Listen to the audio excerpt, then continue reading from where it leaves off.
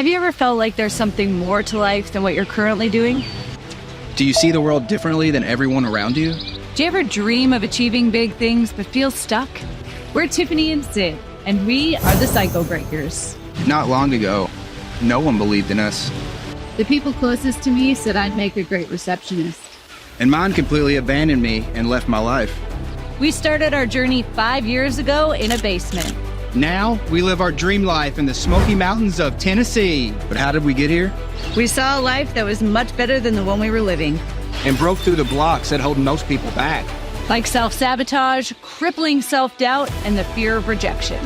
But we knew we were made for more, so we bet on ourselves to make the life that we wanted. And jumped into a life dedicated to breaking old cycles and patterns. And now we live on 97 acres in the Smoky Mountains. We travel the world speaking on stages, and we help a small army of people break their cycles as well. We're the Cycle Breakers, and we break through blocks that are holding most people back so we can go live our dream life. Welcome to the Cycle Breakers Show.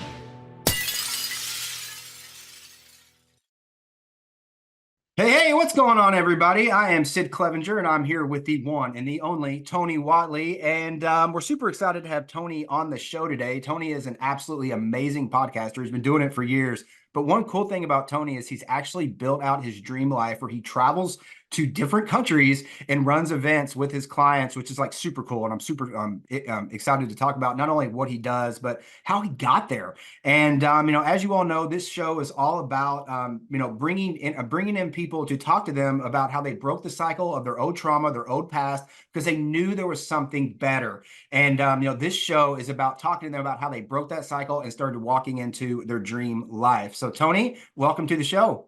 Hey, Sid, good to see you again, man. Thank you for having me on. Too, man. I'm so excited you're here. I've been looking forward to this for a long time. So maybe just let people know, that are listening to this right now that maybe don't know you as well. What do you do right now? And kind of like, what is the dream life that you kind of stepped into? I would say that I am a person that helps small business owners start up, scale, and exit. Primarily nowadays, more on the scaling and exiting. Okay. Based on my own experience, I've sold a couple of companies of my own for millions of dollars, and I built online communities with up to 500,000 registered members. Oh, wow. So I'm a community builder and a business builder, and I enjoy creating content and doing artistic things. I'm very creative. Look at that background. Yeah, you are. Yeah, the whole studio, all the artwork, everything you guys see with my logo and my branding, I created that because I enjoy that part of it. Yeah, you're really good at it, man. So when you were looking at and we'll kind of break down into the story here in a second, but when you were looking at okay, because I remember a couple of years ago, where you really just hit on the gas and it went from, I'm kind of going to dab with a podcast to, no, it's time to run. I guess in your head, where were you wanting to get to? Like, what was okay, this is my dream life. This is what I want to wake up to. This is my perfect day. Like, what was that life for you that you were wanting to create? I think that I struggled with this really the last 10 years of my corporate experience when I was still working in project management and oil and gas. Mm-hmm. Because my book is called Side Hustle Millionaire because I literally built those businesses, side businesses. And I sold my first company in 2007 for a couple million. And I realized that you can make a lot of money without having to work 40 hours a week.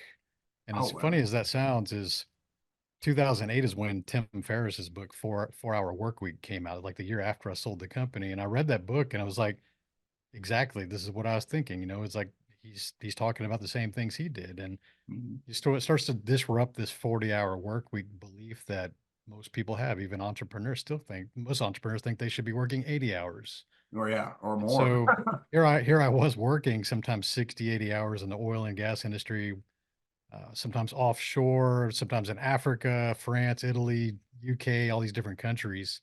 Mm-hmm. And I wasn't making as much. I was still earning quite a bit. I was a multiple six-figure earner. I was on my way to executive levels, but I was making a lot more with my car businesses and my automotive businesses and things like that on a part-time basis. So when you think about full-time job versus full-time income, they don't really have to be on the same page, because my full-time income was something I was spending maybe 2 or 3 hours a week on, and it was making more than that 40-hour work week career. So I started thinking about when I decided to leave oil and gas in 2015 after a near-death experience and an industry downturn. I don't want to go back to working 40 hours a week. And I don't think that's a really good flex, telling everybody how hard you work and how you're struggling and all this stuff. So it doesn't have to be that way. It's interesting that you say that because, we're around a lot of entrepreneurs, right? And like, how many of them flex about, look at me, like I'm working so much and I have all this stuff, but then they're not actually happy inside. I Yeah. know I was there. And so when you kind of decided, okay, like I don't want to work 40 hours anymore, which I think many people listening to this, honestly, if they could have a full-time income with whatever that is, entrepreneur or not, and they don't have to work, 40 hours a week, which is, really is similar to what me and Tiffany have done. Like we hike with little man twice a week. We only work 4 days a week, but we still bring in the same money we did when we worked 100 hours a week. Some of that's because I have Side Hustle Millionaire, and I would recommend anybody that's listening to this. We'll make sure to put a link down here in the show notes, or in the description here on YouTube to be able to get that for you guys.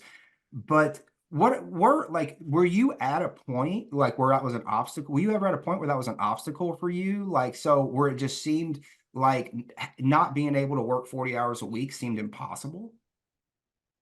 No, it never really came across because I was always someone who was willing to put in the work. And there was a Mhm. point in my life when I was in financial ruins and I was working 3 jobs, and I never complained about that. If you go back in my history, I've always been someone who's willing to do whatever it takes without complaining about it. It goes back to even my childhood.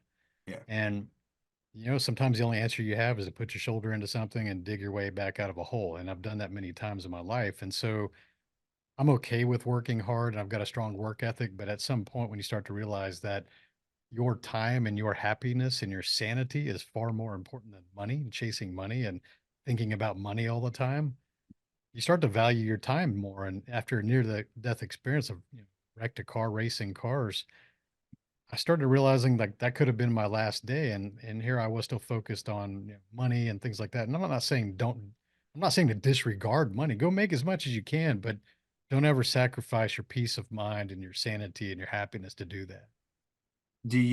So you talk about peace of mind and sanity and happiness, which I know you're living in now because I sit here and watch you every single day, which is an absolute joy for me, Tiffany and I. What would you say is different? I mean, like, if from not having it to now you would say that you have that. What would you say maybe is the biggest difference just in everyday life for you, having that joy, that sanity, and that happiness that I now know that you have versus when you didn't have it before? I think I can only speak for men in this Mhm. regard because I'm not a woman and I'm not Yeah. identifying as one right now. I mean, it is So 2024. men historically, yeah, we have to be careful. We have to be a disclaimer there. Yeah. Men have historically been defined by how hard they work and how many hours they work and how they bring home the bacon and sacrifice for the family and all these things, right? That's Yeah. societal programming that goes into our mind. We watch that hopefully from a good father figure and we see that that's a modeled behavior that we have. And so I remember the first time I was unemployed between consulting jobs, how I felt almost worthless because I'd been fully employed since I was 15. I worked at McDonald's through high school and went on, and I never really had these gaps of more than maybe a few weeks in between careers because I was heavily recruited and you put in your offer, you make it a week off in between and that kind of thing. So I was off a month, 2 months, and I just felt worthless because as a man, you feel like if you're not making income, that defines your identity. You feel like a loser, right?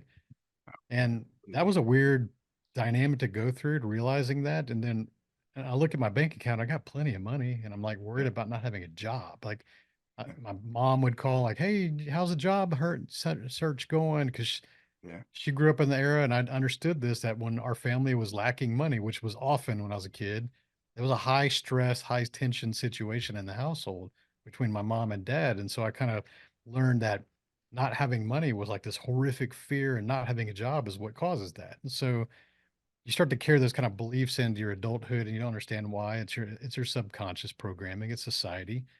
But what has changed is that I no longer feel guilt about not Ooh. doing what I don't want to do. I used to feel guilty about not working. I used to feel guilty if someone's like, "Oh, I'm working 40, 50, 60 hours a week," and I couldn't match that. I would feel guilty because of our societal programming. I don't feel any guilt, man. I just got back from the gym. I went skateboarding yesterday. I like my flex nowadays, Sid, is that I can go to the gym in the middle of the day, or I can go skateboarding in the middle of the day and do anything I want in the middle of the day. You know, it's interesting that you say that. So I see you skateboarding, by the way, which maybe one of these days you can get me on there without falling and busting my bum.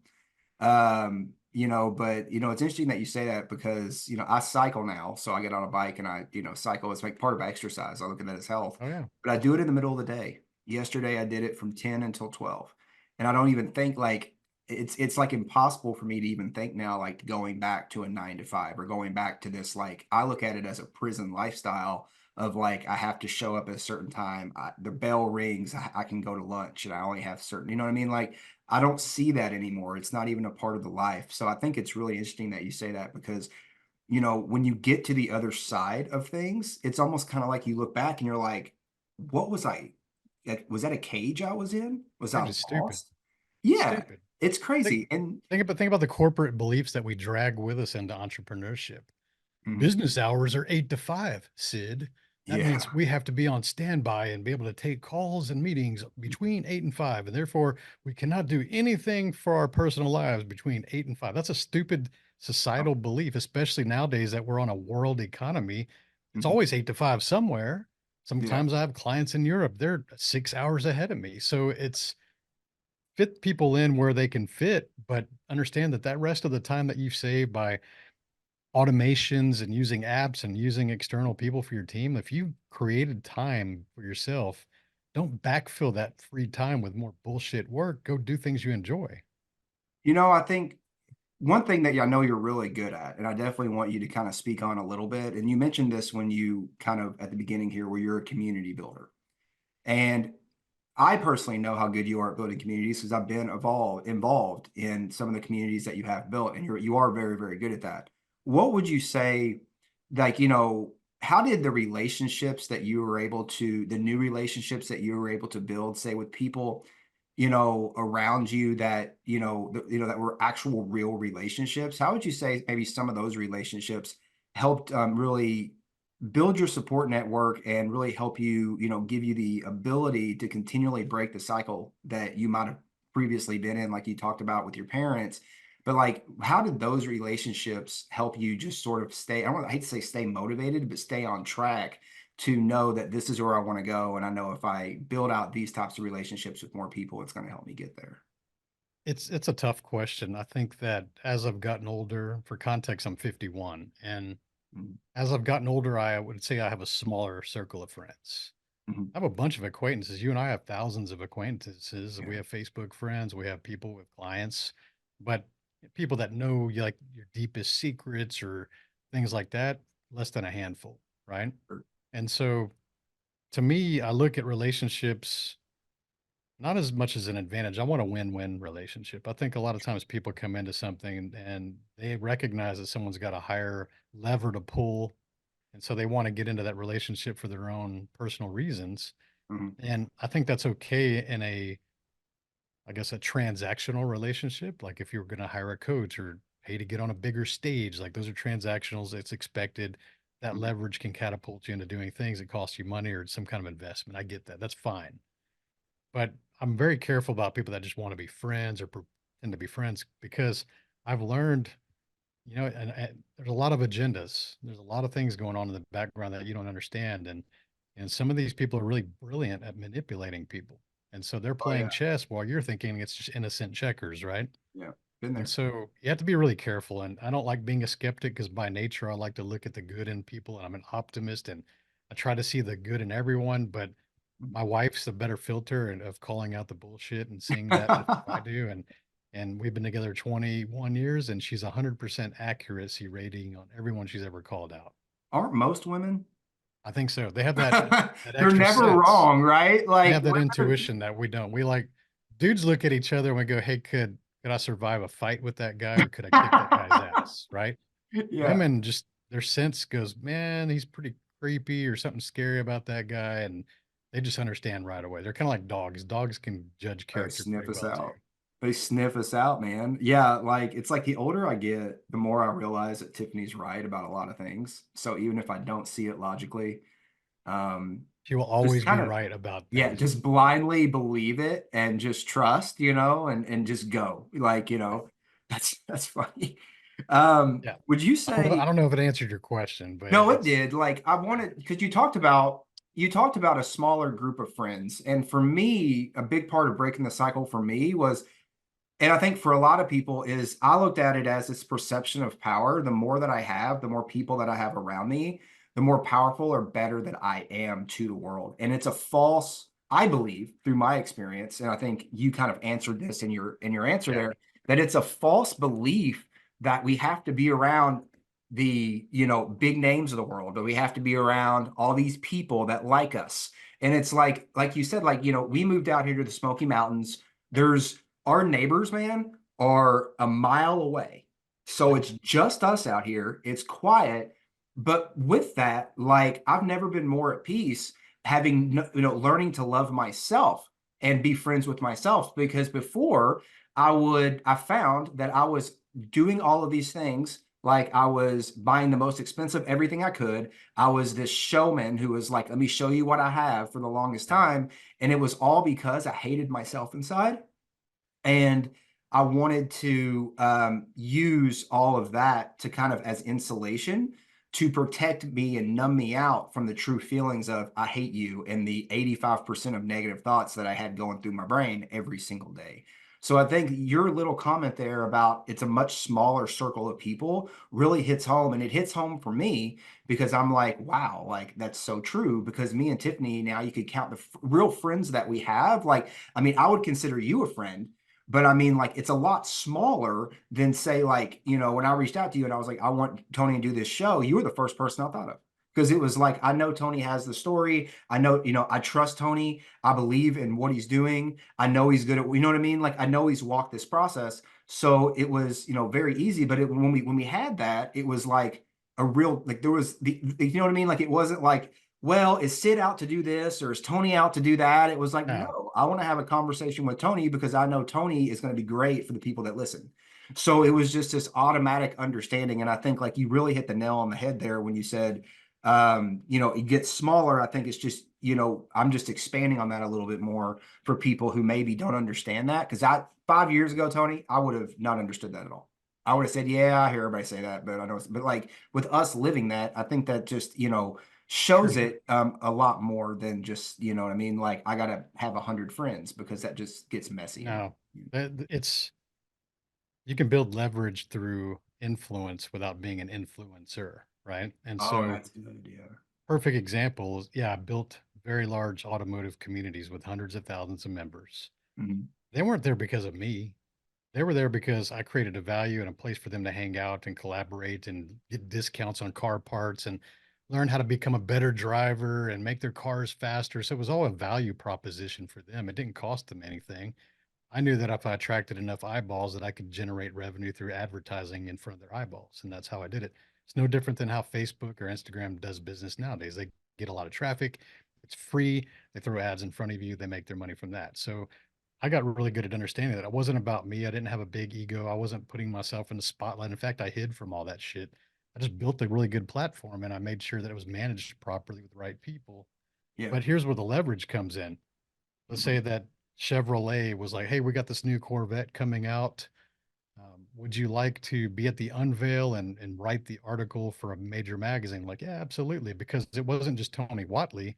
Mhm. It was Tony Whatley and his hundreds of thousands of people that were going to see it if I was involved with it. See, so Sure. the leverage came out as an opportunity because I built something that was behind me and Mhm. it wasn't about me being in the front. So, people kind of forget that nowadays because everybody's on this follower type business model. They think, oh, you got a bunch of followers and it's a one-way conversation. It's not really a community. Sure. I like communities better. I don't care about being like the has to be all about me and serve my ego and I'm the king of this community. Like Yeah. that's lame shit. Well, isn't it funny though? Like, you say that because I take the digital world, and like something I understood very early, at least like something I at least related, like looked at it as early on, was I took the online thing and I was like, let's put this into the real world. And like, you talk about that, like, it's not the Tony Whatley show, I guess, quote unquote. Yeah. But in the real world, I mean, yeah, there's Tony Robbins. Yeah, there's, like, your Ed Milet's of the world and stuff like that, where they go on stage and, I think Ed has that famous speech where he went on stage and they were chanting, "We want Ed, we want Yeah. Ed." Right?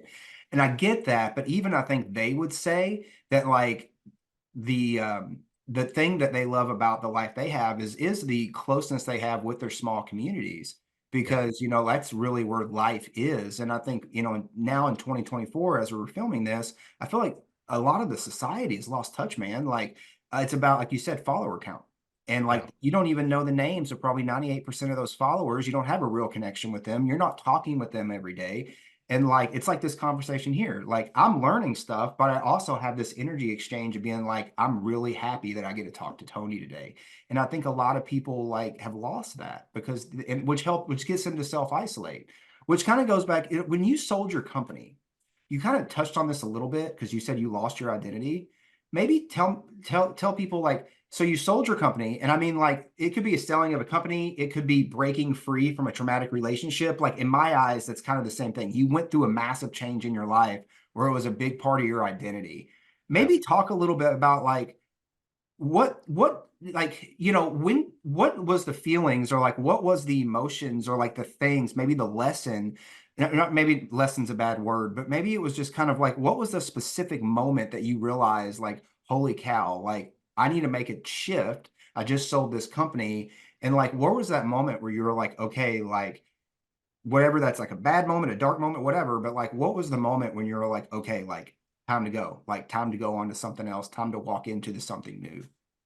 It happened 10 years later because even if you sell a company still, and I still owned businesses in the industry, so I was still relevant. I was on the marketing board of advisors for SEMA, the largest organization for that industry, and so I was always involved in doing things with business and things like that. So I had still had an audience that kind of followed and was curious about what I was doing. Mhm. Where I decided to make a real shift was actually when I was writing my book, and Okay. that I was writing the book in 2017, late 2017. And so that's 10 years after I sold the company. And here's where the shift occurred is when I wrote the manuscript, the title was The Hustle. And it's a long story, but my screen name and all the automotive businesses was Nine Ball because I used to be a college nine ball champion. And Mhm. so I had that screen name. People knew me as Nine Ball as a nickname. I don't go by that. It's just a screen name. People are going to be reaching out to you, Nine And Ball. so I was writing this book, The Hustle, because it's a pun on the hustle of business and also the hustle in the background. So that was evidence I was still trying to hold on to this old identity of Nine Ball, right? Mhm. And when I'm talking to the editor and I'm talking to my wife, they were both like, "You just got to let that go. Like we're going for a new audience. Like that old audience is always going to be there to support you. You don't have to keep being Nine Ball. Like your Mhm. mission is much bigger than building an online community for cars." And that's when I actually realized that from that conversation is like, they're right. And also, I need to prove to myself that this book can stand on its own legs without relying purely on my old audience Yeah. because I was going into a different arena with business owners, with everyone. And so Mhm. that's when I changed the title to Side Hustle Millionaire and went on the path. And for the first 3 years, I didn't even rely on my automotive audience. I just basically proved that I could do it on my own, grew an audience outside of automotive, which became even bigger than my automotive audience. And Mhm. now you're only starting to see in the last year that I'm starting to introduce more aspects of the cars and the gears and Yeah. seeing more car content and more analogies with racing because that's who I am. I'm a car guy. But I didn't lean on that until 4 or 5 years into the business. It's interesting. Yeah. It's almost kind of like what I'm hearing. It's almost kind of like you reinvented a little bit of your identity there. And like, Absolutely. like, okay, like for the longest time, like for me, for the longest time, and I think for me, for long, it was like, I'm unlikable. I have social anxiety. People, you know what I mean? And I was replaying these things in my head and they became convictions. Like it was like, okay, I don't like myself. So no one else is going to like me. For you, I see it as like I'm a car guy, so I only have to be around car guys. But then we almost like were able to break that cycle of okay, like there is a bigger version of Tony Whatley, and it's so cool because I've watched it happen. Like I've known you since 2017, so I've watched it happen. And by the way, for anybody like we're gonna have down here the Side Hustle Millionaire book, highly suggest that you get it. We have it; it's upstairs in our library. Highly suggest that you get it. Me and Tiffany have both read it. We love it, and it gives you amazing insight. on how to go out there and build a side hustle business or a business on the side that you can really catapult from to turn that into, right, a real business for yourself. But yeah, I mean, I love that because, you know, it's interesting, isn't it, that we can like buy all the coaching, or we can, you know, for women buy makeup or buy clothes or buy shoes, or for dudes like me, we can, you know, buy all of this stuff. But it just doesn't, at least for me, it didn't feel like I was actually, until I actually foundationally, which was the identity piece, change, you know, start, not even just belief, but like really understand who I was and begin to like who I was and the identity of my being, my person. Did anything ever begin to change for me? Because I was almost like I was buying bandages to cover up a wound that was never going to heal. Yeah. And that was really, you know, a big thing for me. And it sounds like, you know, it really was for you. So really, to kind of wrap this up, what would you say is the biggest lesson that you would want to give somebody who is maybe looking out there and they're listening to Tony's story? And whether it's them that are wanting to break free from a traumatic relationship, break free from, they just sold a business, or maybe they just left their job and it's the only thing they've ever done. You know, I got a lot of friends that I went to high school with, and, you know, they've worked at the same job since they were 19, 21 years old, and they're sick of it. And they're like, I want to go and do something different, but they're scared to let go, or they're scared to walk into something new. As someone who's been through this, what would you say is your biggest lesson that you took away that you can maybe give somebody, that you would give somebody on taking those first steps and believing in yourself and just going toward, you know, breaking the cycle? I'll preface this with a simple question. Have you ever had to look for a job? Me? Yeah. Have you ever had to just look for a job? Yeah, yeah. At When I any was time younger. in your life, right? Yeah, when I So the was answer is younger, that's yes. all I thought about. Yeah. Answer is yes. That's probably the answer for everybody listening, right? Unless they were born into wealth. Mhm. The fact that people are afraid to risk having to look for a new job, that's the only risk they're really taking about doing something to change their entire life by starting that business or creating this personal brand or writing that book or pursuing their dreams. Like Mhm. the salary or the hourly that they're paying you is the price of your dreams because you're complacent, you're settling for that because you're so worried about air quotes losing your job. Think about the asinine, if you take a step back and just look at that, go, wow, I should be pursuing my dreams and my dream life and doing the actions and things that would lead to my dream life, but I'm so worried about risking my job. Yeah. Like the biggest risk you're having to face is having to go find another job. I don't even care what you're earning. If you're someone making 50,000 a year or $500,000 a year, there's another job out there for you if you were to risk this. So that's the biggest risk, dude. And it's something you and I did. I got my first job at 15, like I said earlier. Like that's the biggest risk. And people are so comfortable with what they have and they're complacent and they hold on to what they have with a death grip. And they're not willing to trade that for what they should have in their life for the things that they want to pursue. And so it really just blows my mind how society and feeling like the fear of unemployment and all these things, like, guys, save up some money. Give yourself 6 months to start that new thing and go all in and don't half-ass it. And you might come out on the other end of it realizing, like, one, you're either going to be really successful and see the path, or at the worst case, you got to go get another job. Big deal. Well, it's funny you say that. It was that story from Jim Carrey where his dad was so scared to be the good comedian he was, but then because he went for the safe accounting job, but then ended up losing the safe accounting job that he thought he was going to have for the rest of his life, and then his family were dirt poor. I mean, isn't that so? It's Yeah, it crazy, right? is. I mean, you hit the nail on the head there, man. Well, Tony, man, I'm so excited to have you here on the Cycle Breaker Show. Thank you so much for coming. And like I said throughout this episode, guys, he has an amazing book called The Side Hustle Millionaire. You can grab that on Amazon, or we're going to be putting a link specifically down here in the show notes for you, so you guys can grab that. And every way that you all can follow Tony, amazing dude, amazing friend. You know, he has just some of the best stories. If you're into cars at all, this is some guy that you got to follow. Like he has story after story after story, but he's, as you guys can tell on this show, so such an amazing dude. And thank you so much, Tony, for being on the Cycle Breaker Show, man. We've really enjoyed having you. Thank you, Sid. Enjoyed it. Thank you for tuning into this episode of The Cycle Breakers, where this channel is all about helping people clear out the blocks that are holding them back. We have a free gift for you, and that free gift is called our 7-Day Nervous System Reset. The 7-Day Nervous System Reset is where we help you calibrate your nervous system so you can go out there and control your emotions and start to take more control of your life, helping clear the blocks that are holding you back so you can start stepping into that dream life. It's absolutely free, and you can grab it down here in the description.